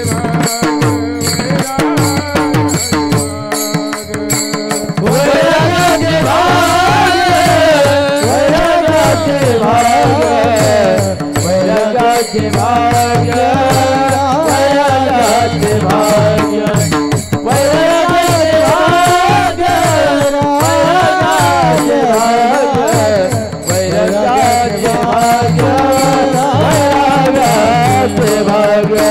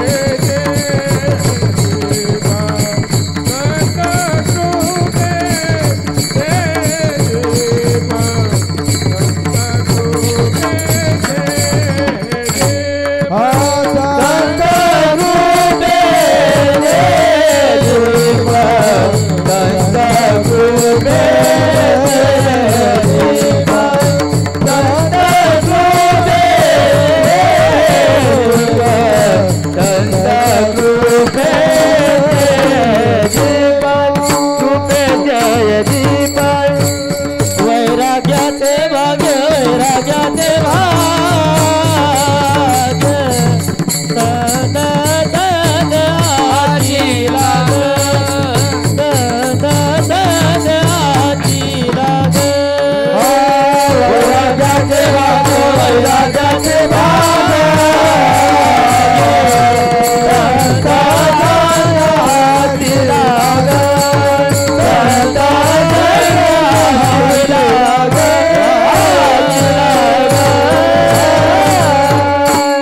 वैराग्याचे भाग्य संत संग हाचे लाग संत संग सत्याचा संग आपल्याला घडणं अत्यावश्यक आहे संत संघाशिवाय जीवन व्यर्थ आहे तुम्हा आम्हाला भगवत प्राप्ती करून घ्यायची असेल तर सोपा मार्ग म्हणजे संत संग हाचे लाभ संतांचा संग घडणं जीवनामध्ये म्हणजेच आपल्याला वैराग्य आणि ईश्वर प्राप्त होणं आहे ऐका संत संगतीने होईल काय संतांच्या कृपेने होईल काय ऐका एखादा माणूस सुंदर असावा एखादा मुलगा सुंदर असावा गोरा गोमटा असावा आणि मग त्याला पावडर लावले जावे त्याला तिलक लावला जावा आणि त्याला सुंदर कपडे घातले जावे आणि तो अजून सुंदर दिसावा तसं संत करतात ऐका मनुष्य जात स्वभावतच भजनशील की नाही का नंतर भजनशील झाली स्वभावतच भजनशील याचा अर्थ नामस्मरण करणं हे मनुष्य जातीचा काय आहे कर्तव्य स्वभाव आहे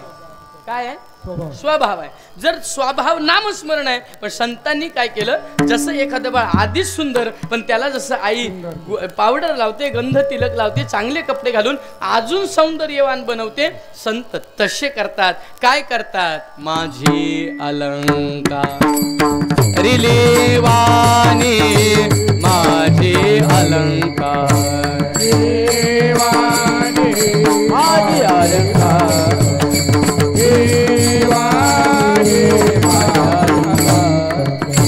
कृपा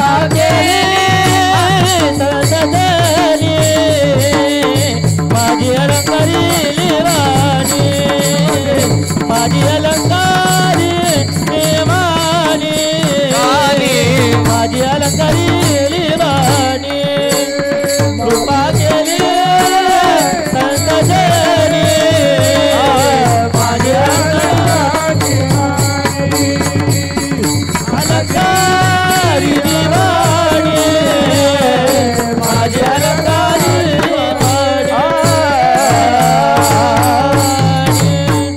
आधीच सौंदर्यवान असावं त्याला अलंकार चढवून अजून सौंदर्यवान बनवावं या गावातल्या मंदिरातल्या पांडुरंग आधीच सौंदर्यवान पण उत्सव काळामध्ये त्याला काय घातले अलंकार घातले अजून सौंदर्यवान झाला की नाही आधीच सौंदर्यवान आपली वाणी आधीच चांगली भजनशीलच पण तिला अजून काय केलं अलंकार चढवले पण कोणी संतांनी पण कशामुळे कृपेमुळे संतांच्या कृपेमुळे कोणत्याही प्रकारची प्राप्ती अध्यात्मातली होत नाही म्हणून तुकोबरायांनी ह्या अभंगाच्या द्वितीय चरणामध्ये एक महत्त्वाचा विषय टाकला दीप ह्या शब्दाने संतांची कृपा दर्शवली दीप म्हणजे काय प्रकाश प्रकाश म्हणजे काय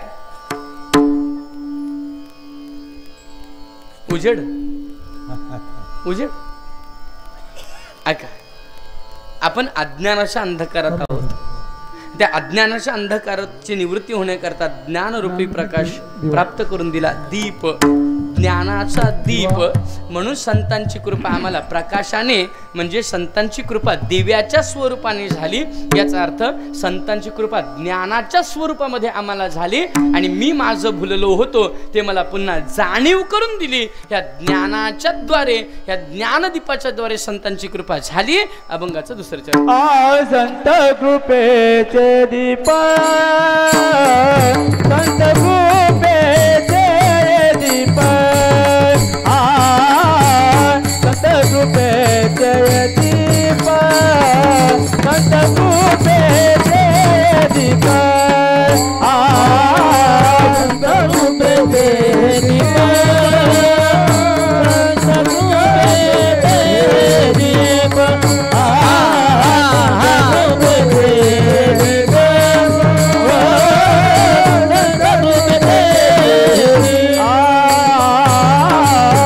कृपेचे दीप संत कृपेचे दीप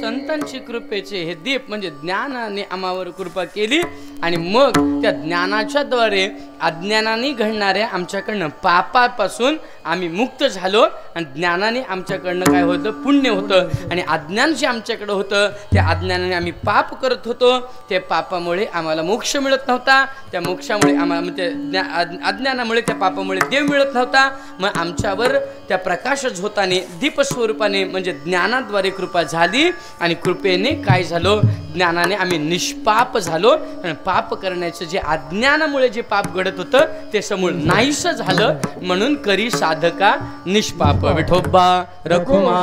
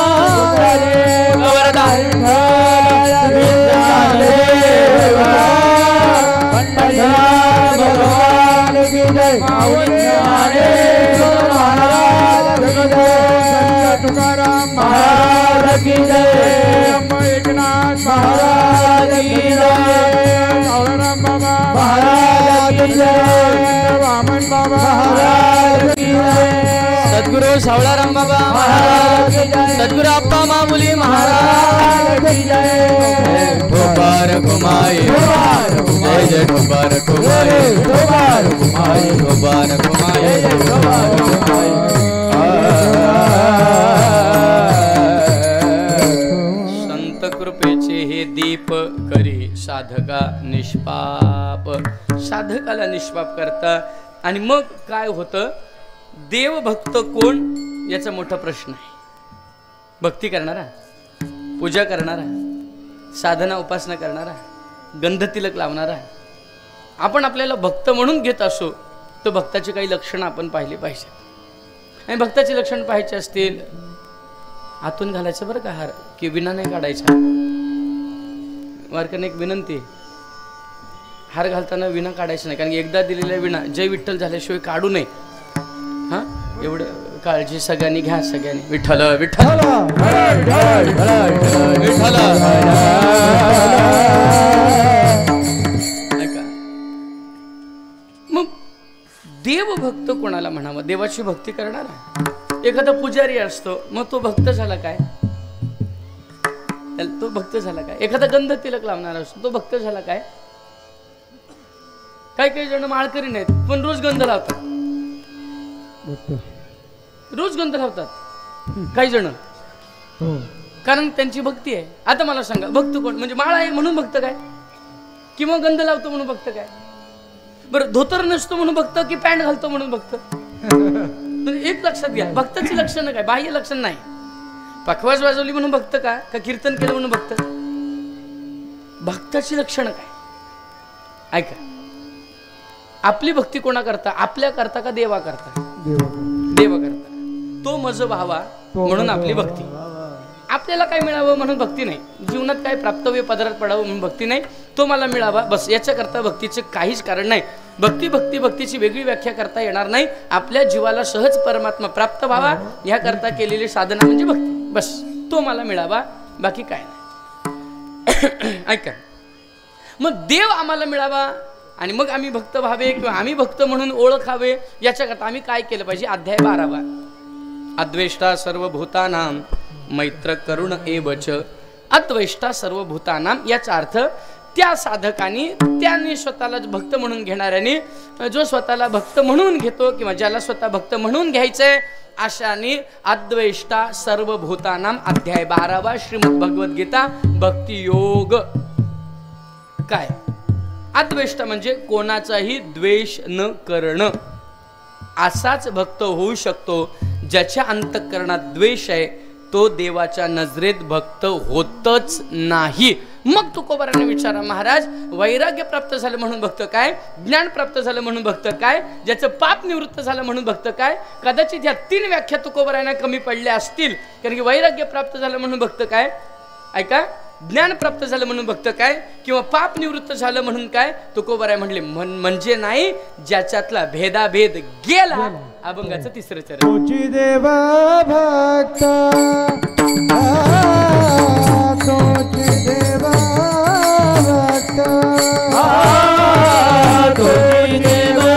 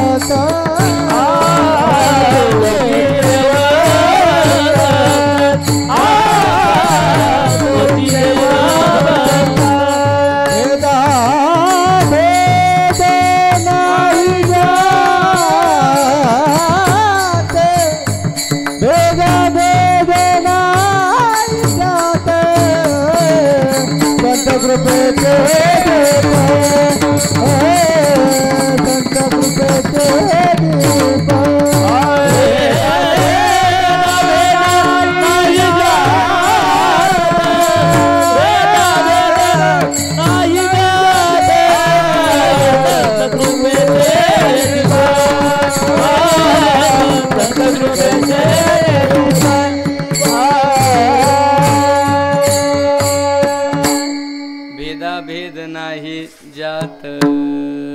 ऐका, आपल्या जीवनामध्ये मंगलते करता परमार्थ आहे का अमंगलते करता? आपण मंगल व्हावं म्हणून परमार्थ करतो का अमंगल व्हावं म्हणून? बसलेल्याने उत्तर द्या. अमंगल नाही, काय व्हावं म्हणून? मंगल. म्हणजे आपला परमार्थ मंगल ते करताय, मंगल तर पदरात पडावी म्हणून. आता मला सांगा, भेदाभेद भ्रम अमंगल म्हणजे आपण वारकरी किंवा आपण वैष्णव, आपण भक्त अमंगल स्वीकारत नाही.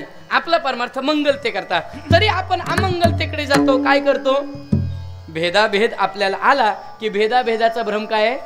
अमंगळ आहे. याचा अर्थ आपला परमार्थ जर मंगलासाठी असेल, ऐका, आपला परमार्थ मंगलासाठी आहे, मग मंगलासाठी आपण देवभक्त होण्याकरता भेदभाव सोडून घेतला प्रेमाचा गरळा. म्हणजे भेदाभेद करायचा नाही, आपला परका करायचा नाही, माझा तुझा करायचा नाही, चांगला वाईट आपण ठरवायचं.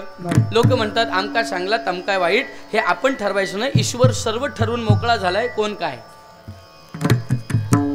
आपण ठरवणारे कोण?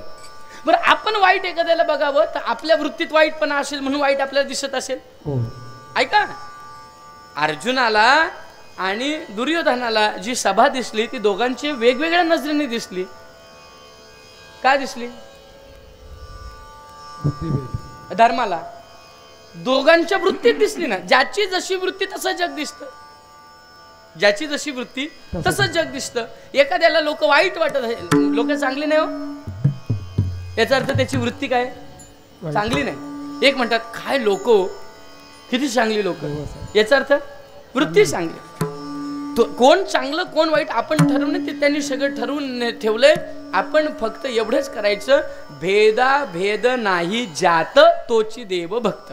आम्हाला देवभक्त व्हायचंय. भक्तीशिवाय आम्हाला गत्यंतर नाही.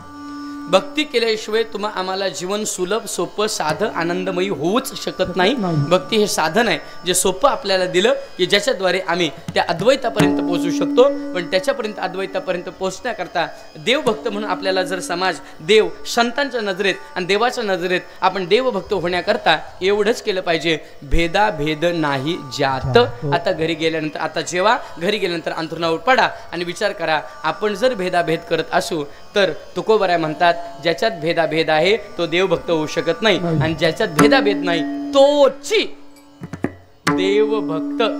देवभक्त होऊ शकतो. मग तुकोबराया आम्हाला काहीतरी असा उपाय द्या, आम्ही देवभक्ती करतोय, कदाचित आम्हाला वैराग्य प्राप्त झालंय म्हणून आम्ही वैष्णव झालो, कदाचित आमच्यात प्रेमवृद्धी झाली, कदाचित आम्हाला ज्ञान झालेलं आहे म्हणून आम्ही कीर्तनाला येतो, प्रवचनाला येतो, हरिपाठ करतो, वारी करतो, ज्ञान प्राप्त झालं त्याच्याशिवाय गत्यंत नाही. वैराग्य प्राप्त झालं, गळ्यात माळ घातली, ठीक आहे. आमच्यातला भेदभाव गेला, आम्ही एकमेकाच्या पाया पडतो, पंढरीशी लोक नाही अभिमान. ही तिन्ही प्रमाण आपल्याला प्रत्येकाला बसतात. मग महाराज आमची वृत्ती कशी असावी, आम्ही जीवनामध्ये काय करावं, तर ऐका, आपल्यामध्ये समतेचा परमार्थ असावा, विषमतेचा नाही. समतेच्या प्रसंगामध्ये, समतेच्या व्यवहारामध्ये किंमत वाढते आणि विषमतेच्या व्यवहारामध्ये किंमत कमी होते. समतेच्या व्यवहारात किंमत वाढते. आता दूध भैया द्यायला लागले. पूर्वी मला माहिती आपल्या भागात गायी होत्या, ढोरं होती, आणि मग ती सायकलवर किटली घेऊन विकायला यायची. आता ऐका, डायरेक्ट किटली दूध काढलं जातं का आधी त्या धार काढताना बादलीमध्ये? बादलीमध्ये. मला सांगा, ते दूध ओतताना तो जो दूध विकणार आहे तो ते झालं की थोडंसं 1-2 तांबे पाणी घेतो, बाहेर फेकतो का दुधातच ओततो? काय करतो? दुधातच. ऐका, जर 2 लिटर दूध असेल आणि त्याच्यात त्यांनी जर अर्धा लिटर पाणी ओतलं, आता मला सांगा, पाणी अर्धा लिटर वेगळं राहील आणि दूध 2 लिटर वेगळं राहील, बरोबर? नाही, एकच होऊन जाईल, बरोबर. याचा अर्थ लोक मोजमाप करताना अर्धा लिटर पाणी आणि 2 लिटर दूध म्हणत नाहीत, 2.5 लिटर दूध. काय म्हणतील? 2.5 लिटर दूध. का? व्यवहार कसा झाला? समतेचा. पाण्याने दुधाशी समतेचा व्यवहार केला. पाणी दुधात एकरूप झालं म्हणून पाण्याला किंमत नव्हती तांब्याभर, पण तीच तांब्याभर किंमत 40 रुपयांनी वाढली. का? ते दुधाशी काय झालं?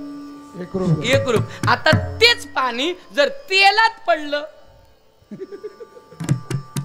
पाणी म्हणून पियाल का तेल म्हणून जाळाल? पाणी म्हणून पिऊ पण शकत नाही आणि तेल म्हणून जाळू शकत नाही. विषमतेचा व्यवहार झाला तिथं आपली किंमत नाही, समतेचा व्यवहार झाला तिथं किंमत वाढली, पटीने वाढली, त्याच्या परीने वाढली. आता ऐका, विर्ण म्हणजे काय? आता मला सांगा, साखर मुळात गोड, पाण्याला चव आहे, पाण्याला रंग नाही, पाण्याला चव नाही. जे चव टाकाल त्या चवीचं पाणी होतं. आता ऐका, पाण्यात साखर पडली, पाणी काय झालं? गोड झालं. आता मला सांगा, पाणी गोड, साखर काय आहे? गोड. साखर दाखवू शकता, पण पाण्यात गेलेली साखर दाखवा ना. विरघळली, विरली. तुकोबारांच्या आजच्या अभंगातला शब्द काय झाली? विरली. आणि विरल्यामुळे अजून तिच्यातलं सामर्थ्य वाढलं, अजून तिच्यातला गोडवा चाखता आला. तसं तुकोबाराय म्हणतात, प्राप्त झालेल्या इंद्रियातून, संतांच्या कृपेने निर्माण झालेल्या वैराग्यातून, मिळालेल्या ज्ञानातून आणि झालेल्या अद्वैतातून आम्हाला प्रेम निर्माण झालं. त्या प्रेमाने आम्ही नाचायला लागलो, आनंद व्यक्त करायला लागलो, आणि त्या नामस्मरणाच्या प्रभावाने आम्ही नामस्मरणातच विरून गेलो. नामस्मरण आधीच गोड आणि त्याच्यातून आपण केलेलं भजन ते अधिक अधिक गोड झालं, विर्ण म्हणजे एकरूप झालं, तसं साधकाची अवस्था होते. पण त्याच्याकरता अभंगाचं चौथं चरण. तुका प्रेमीनाचे गाये, तुका प्रेमीनाचे गाये, तुका प्रेमीनाचे गाये, तुका प्रेमीनाचे गाये. आदिया तो विरोध जाय, गानिया तो विरोध जाय. जय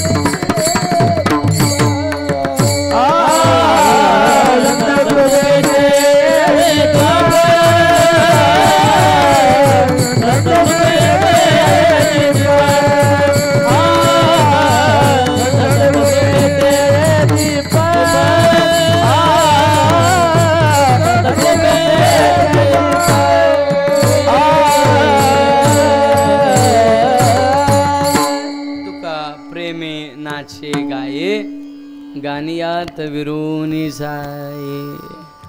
कशामुळे? संत कृपेचे हे दीप करी साधका निष्पाप. बाबाजी चैतन्यांची कृपा तुकोबऱ्यांवर झाली, तुकोबऱ्यांची कृपा निळोबऱ्यांवर झाली. ऐका, संत कृपेचे हे दीप. असा गोड परमार्थ आपण सर्वांनी केला पाहिजे. आपल्यावर कृपा संतांची झाली पाहिजे. ऐका, कधी कधी काही जणांवर देवाची कृपा होईल की नाही सांगता येत नाही. आपल्यावर शास्त्राची कृपा होईल की नाही सांगता येत नाही. आपल्यावर अंतःकरणाची कृपा होईल की नाही सांगता येत नाही. पण ईश कृपा, अंतःकरण कृपा आणि शास्त्र कृपा, ह्या तीन कृपा सहज ज्यांच्या कृपेने होतात ती कृपा संत कृपा आहे.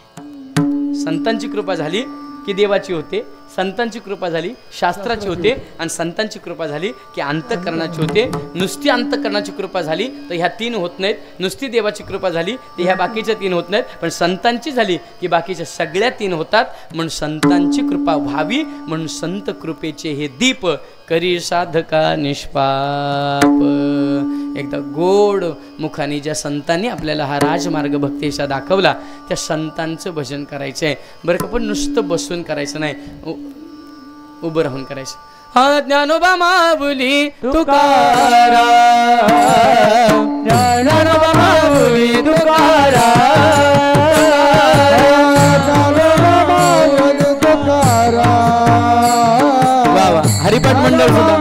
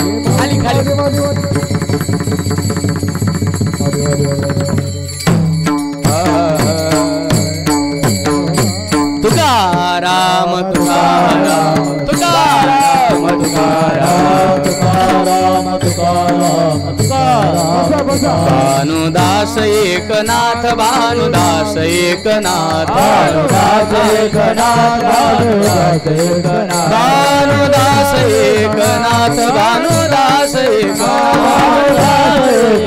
भानुदास एकनाथ भानुदास एकनाथ भानुदास एकनाथ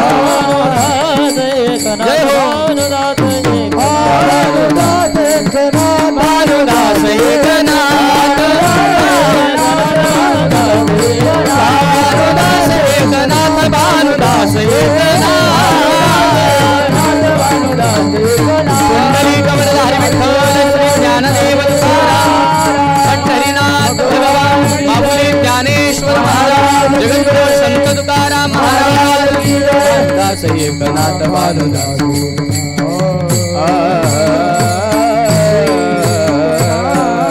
पाव्या माझी राग ज्ञान केरिया मधुर गायन हा पाव्याचा नोहे गुणगान गळातयाचे साळुंकी मंजळ बोलत सेवानी शिकविता धनी वेगळाचे गोड मृदंग वादक मला आल्यानंतर मी विचारलं मला वाटलं आळंदीवरून आलाय त्याने सांगितलं महाराज मी गावातलाच आहे एकदा जोरात टाळ्या वाजा अशी मुलं समाजामध्ये आपल्या निर्माण होत आहेत असे कलाकार होत आहेत त्यांना प्रोत्साहन द्या आपल्या माणसांना पुढे घ्या आपल्या माणसांना स्टेज द्या सत्याने जगा प्रेमाने वागा याचाच ईश्वर याचाच आनंद मिळेल आमचे दादा इथं उपस्थित आहेत मोरडे बाबा उपस्थित आहेत आदरणीय आमचे फडके बाबा उपस्थित आहेत महाराज आमच्या परिवारातलं म्हणजे आमच्या पंचकृषीचं प्रेम माझ्यावर नितांत आहे मी पनवेलला जरी गेलो तर ही माझी जन्मभूमी माझी कर्मभूमी आहे आणि मी स्वतःला भाग्यवान समजतो की मी वामन बाबांच्या सावळाराम बाबांच्या आणि आप्पा माऊलींच्या पदस्पर्शाने पुनीत झालेल्या भूमीत जन्माला आलो मी माझं भाग्य समजतो एक लक्षात घ्या भाग्य तरी नो हे धनपुत्र दारा निकट वास बरा देवापायी संतापायी संतांच्या कृपेने हे मिळालं म्हणून सर्वांनी स्वतःला भाग्यवान समजा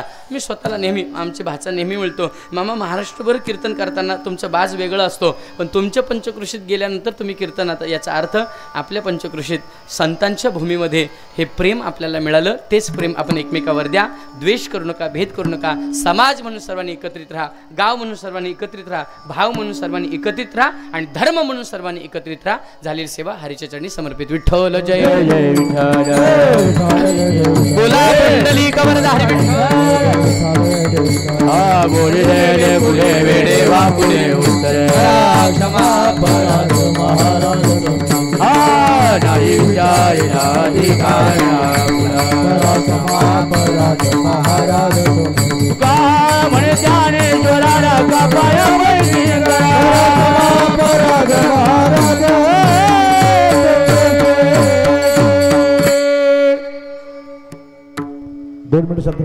रामकृष्ण हरी.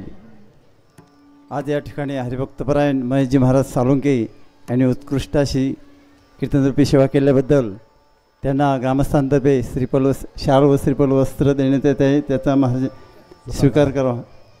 या लक्ष्मण पाटील या.